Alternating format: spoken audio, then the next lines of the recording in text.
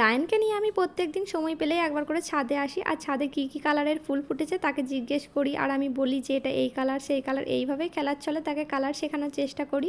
সে এখন কালারের নামগুলো পুরোটাই বলতে পারে না, কিন্তু কোনটা কী কালার বললে দেখাতে পারে।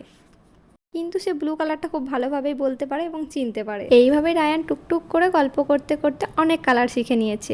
এখন সে নিচে আছে আর আমি ওপরে রুমটা একটু পরিষ্কার করে নিচ্ছি, বিছানার চাদরটাও চেঞ্জ করে দিলাম আজকে রায়ানের মামা এসেছে, তাই সে বেশ খুশি চকলেট পেয়ে। সে তো এখন মামার সঙ্গে গল্প করছে বসে বসে, আর তারই ফাঁকে আমি ওপরে রুমটা একটু পরিষ্কার করে দিয়ে গেলাম। এই রুমটা সবসময়ই পরিষ্কার থাকে, তাও আমি বিছানার চাদরটা চেঞ্জ করে দিয়ে গেলাম, ভাই এসে রেস্ট করবে তার জন্য। আমি এই কাজগুলো সাধারণত দুপুরের দিকে করি রায়ানকে ঘুম পাড়ানোর পর।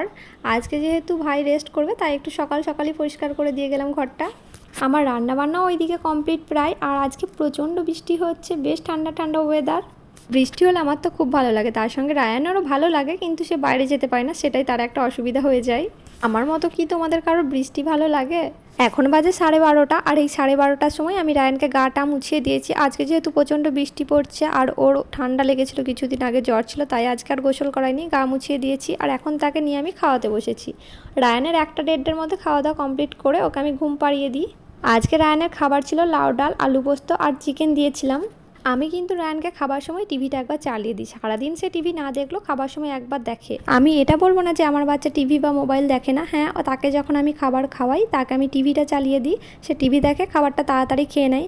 কারণ টিভি না দেখিয়ে বা কোনো রকমভাবে না তাকে এন্টারটেনমেন্ট করে তাকে আমি খাওয়াতে পারি না। সে যতই ভালো খাবার দিই সে মুখ থেকে উগলে ফেলে।